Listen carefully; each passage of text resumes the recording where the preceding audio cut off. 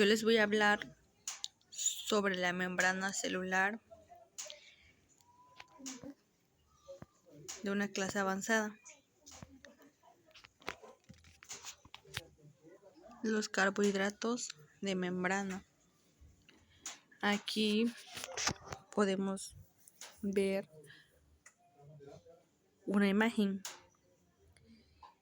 que nos dice que es una organización de proteínas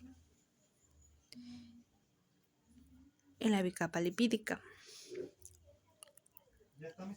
y también de la membrana de una vesícula sináptica que está construida con estructuras conocidas de varias proteínas. Aquí en esa imagen podemos encontrar proteínas periférica, hélice hidrofóbica, fosfolípidos, colesterol, glucoproteínas.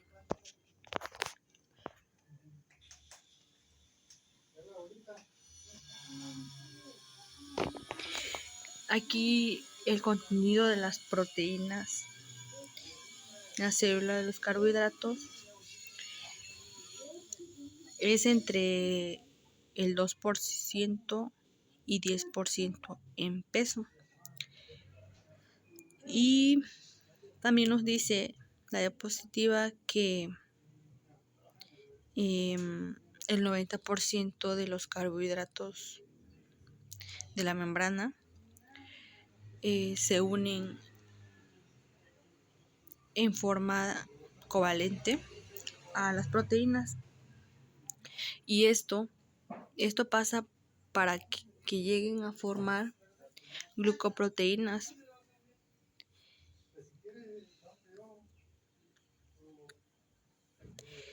Y aquí vemos nuevamente la imagen anterior,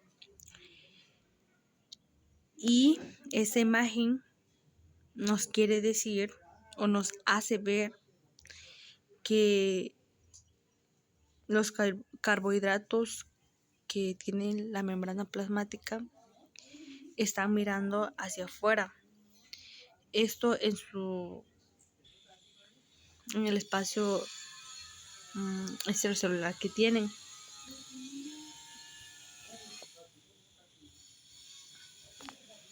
Las proteínas se codifican glucosilación.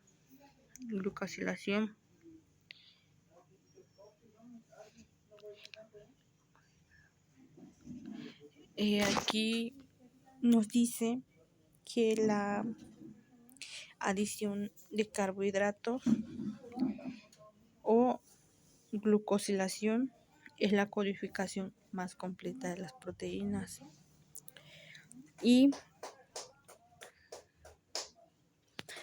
que los carbohidratos de las glucoproteínas están presentes como oligosacáridos, hidrofílicos cortos radificados, que estas son usualmente y que poseen una cantidad menor de 15 azúcares por una cadena.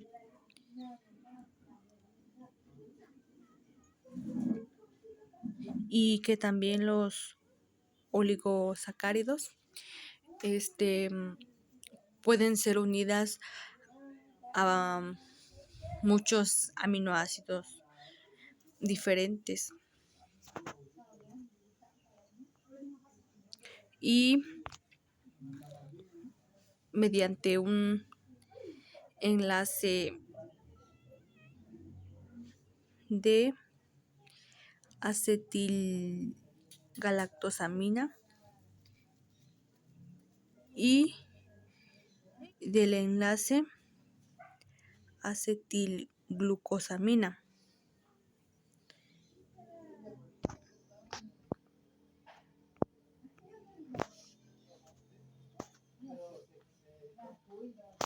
El papel de los carbohidratos en la interacción celular. Aquí los carbohidratos de los glucolípidos determinan el tipo de sangre de una persona, ya sea A, el B, el AB o el O. Y aquí las personas con el grupo sanguíneo AB, estas poseen unas ambas enzimas y las modificaciones que es ABO de unos carbohidratos se encuentran en varios tejidos y también en la sangre. Y la variación genética de la gen AB es un riesgo para el cáncer de páncreas o también para una enfermedad cardíaca y la infección viral.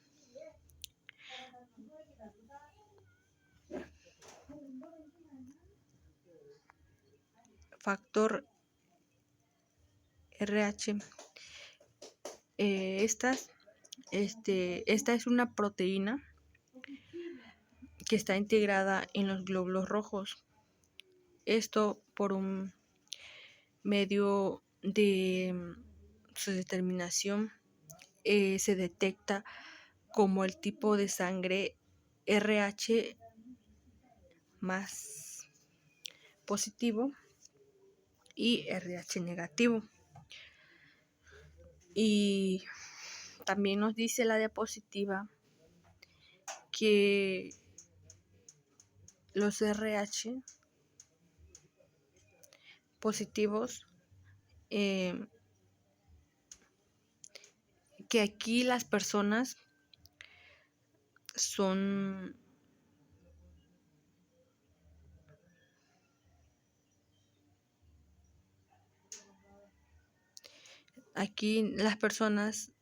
no son que no contienen anticuerpos anti-RH y el RH negativo, estos lo presentan las personas y aquí sí contienen anticuerpos. En el negativo sí contienen anticuerpos y en el positivo no contienen anticuerpos.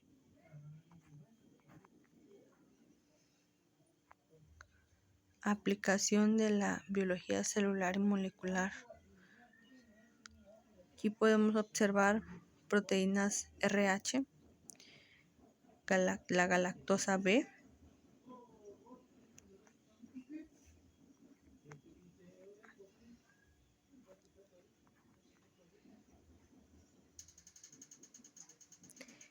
eritoblastosis fetal. Aquí vemos un esquema de cuando ocurre un embarazo, cuando el padre es cero positivo y la madre es cero negativo. El feto llega a ser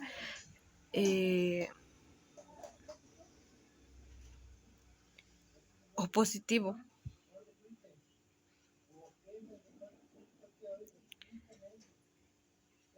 Y esta llega a ser trofoblasto. De aquí pasa al parto, cuando llega al parto,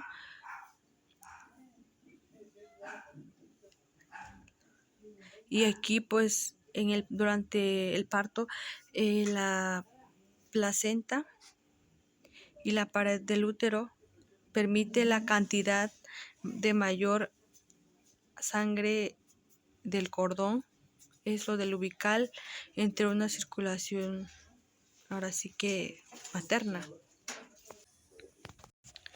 Y aquí la madre O negativo pasa a su segundo embarazo, y del segundo embarazo aquí ya pues el feto sale igual de O positivo.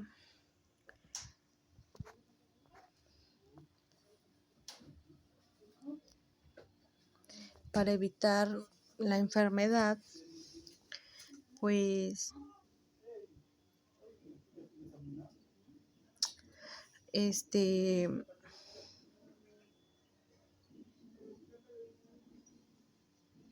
pues aquí una pequeña imagen de la aparición de un eritroblastosis fetal. Vemos aquí a la placenta, la circulación materna, el eritrocito con antígeno RH, en el primer embarazo. Ya la madre en el segundo embarazo, parto, aquí en el parto, pues la célula B se especifica para la RH. De aquí se divide en células plasmáticas y célula de memoria. Y aquí el anti-R pasa nuevamente a la célula de memoria en su segundo embarazo. De ahí las células plasmáticas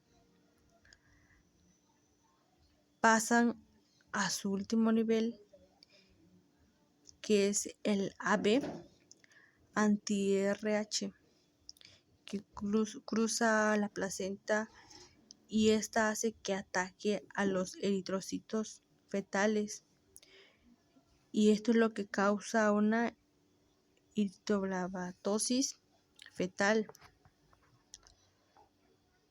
Para tratar la enfermedad,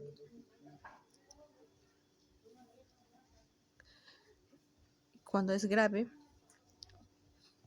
se administra al feto una exsanguinotransfusión intrauterinaria para que ésta sea reemplazable entre los eritrocitos RH positivo con células de RH negativo. Aquí sus transfusiones se administran de 10 días a 21 días. Depende de en lo que no ocurre el parto. Cuando no es muy grave, pues se administra una exsanguinotransfusión hasta llegar a un nacimiento, para que la bilirrubina sea eliminada. Y también la mamá puede ser tratada durante su embarazo mediante una plasmaferesis en un procedimiento.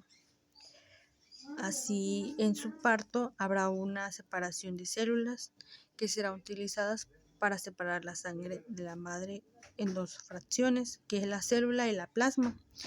Y la plasma contiene el anticuerpo RH, y estas son desechadas, y las células pues se vuelven a administrar a la mamá, ya sea en una solución de albúmina o en un frasco.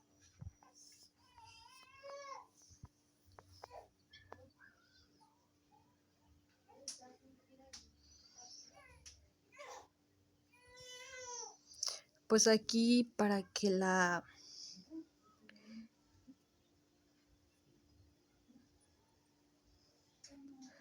para que la bilirrubina se pueda desintegrar, pues se tiene que exponer al lactante a unas cifras bajas de luz UV y así evitarse un daño cerebral.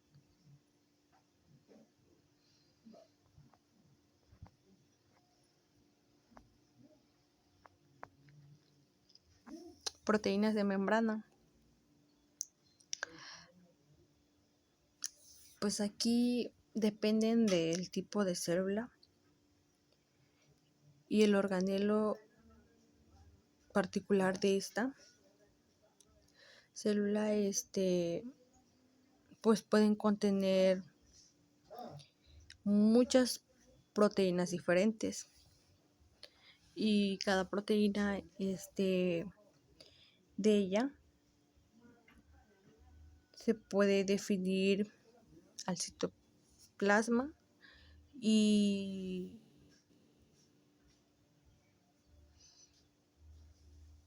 pueden ser diferentes a las de otra superficie.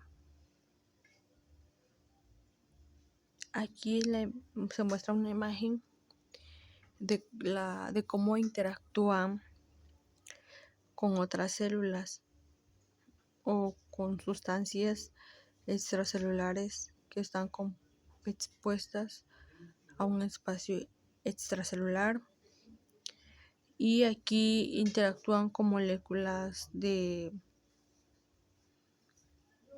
citoplasmáticas expuestas a un citosol. Las proteínas de membrana pueden agruparse en 3 clases diferentes que se distinguen por la intimidad de su relación con la bicapa lipídica. Aquí las proteínas integrantes pasan a proteínas periféricas hasta llegar a proteínas ancladas a lípidos. Y las proteínas integrales, en este caso, llegan a penetrar en la bicapa lipídica y estas tienen dominios que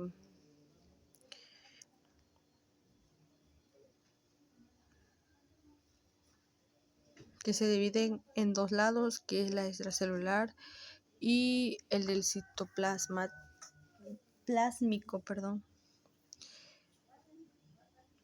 y también sus proteínas integrales tienen un solo segmento abarcador de membrana y se han hecho estudios de secuenciación del genoma y sugieren que las proteínas integrales, que constituyen 25 al 30% de todas las proteínas codificadas, son farmacológicos actuales. Y aquí podemos encontrar la imagen de unas proteínas integrales de la membrana. Proteínas periféricas. Aquí en las proteínas periféricas, en ella podemos encontrar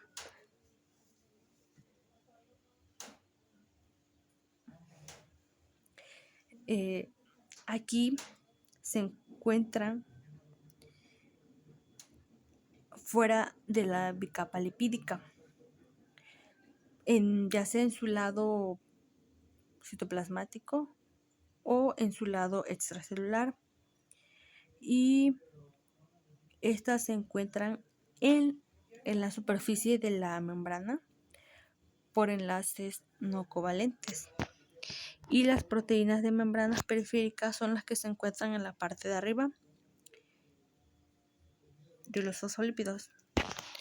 Y las proteínas de membrana periférica son las que se encuentran en la parte de abajo de los fosfolípidos. Las proteínas ancladas a lípidos, estas son las que se encuentran fuera de la bicapa lipídica. Así también ya sea en su superficie extracelular o citoplasmática. Y estas son unidas en una forma covalente a una molécula de lípido. Y su lípido puede ser fosfatidilinositol, un ácido graso o un grupo penilo.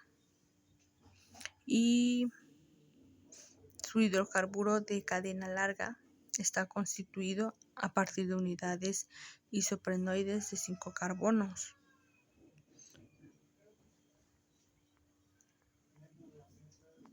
Funciones de las proteínas integrales de membrana.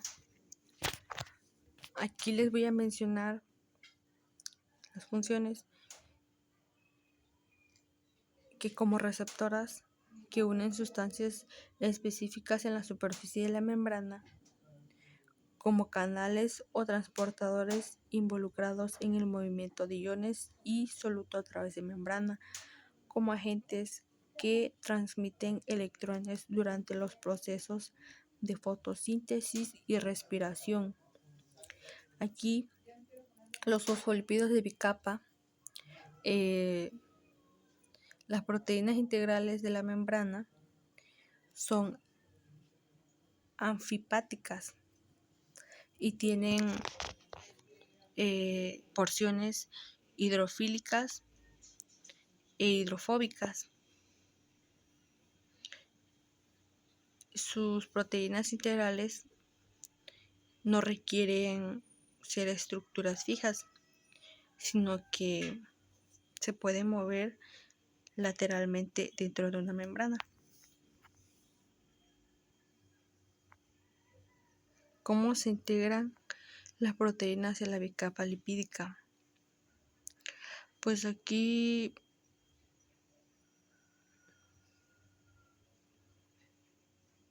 los dominios transmembrana pues tienen a ser un carácter hidrofóbico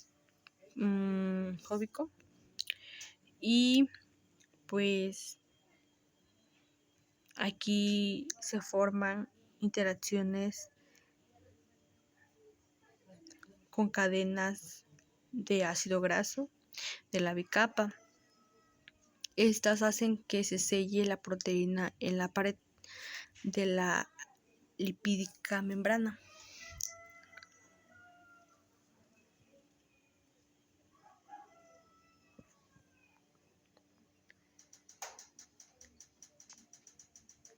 La glicoforina A, una proteína integral con un único dominio transmembrana.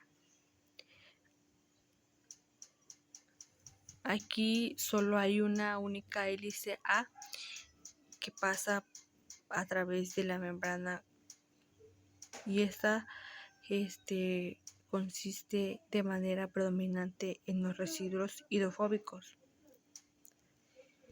Aquí los 4 residuos de aminoácidos cargados positivamente del dominio citoplasmático de la proteína forma enlaces iónicos con grupos cabeza de lípidos cargados negativamente y de los carbohidratos que están unidos a varios residuos de aminoácidos que en su superficie externa y en todos menos en los 16 oligosacáridos que son pequeñas cadenas con enlaces O.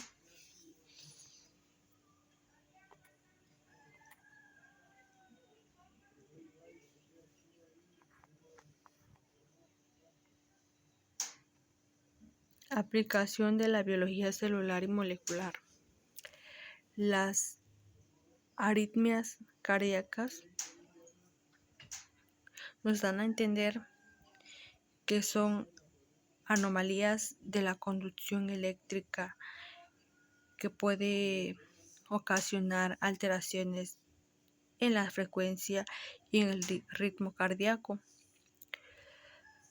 Su diagnóstico de este es muy difícil, ya que en muchas ocasiones pues el paciente tiene que conectarse a un electrocardiógrafo y aquí pues presentar síntomas para poder determinar el tipo de alteración del ritmo que padece.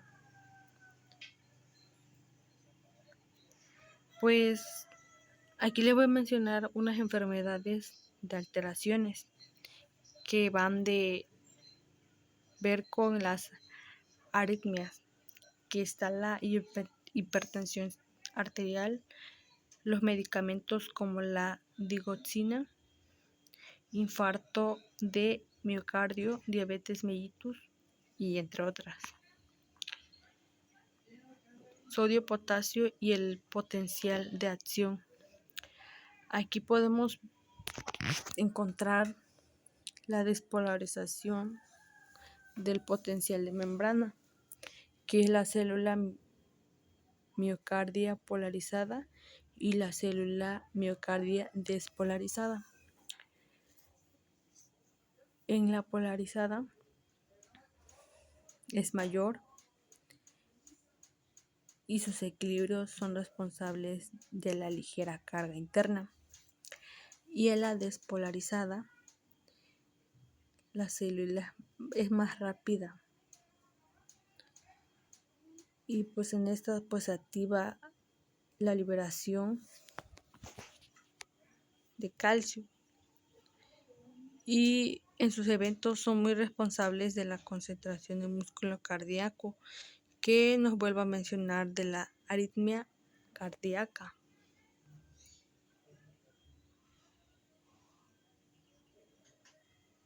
Y en esta última diapositiva podemos encontrar un poco de información que nos dice que los fármacos antiarrítmicos actúan codificando pues algunas propiedades electrofisiológicas, que estas van más específicas al corazón, el efecto mediante los mecanismos muy básicos, que es un bloqueo del flujo a través de los canales iónicos o unas alteraciones de la actividad automática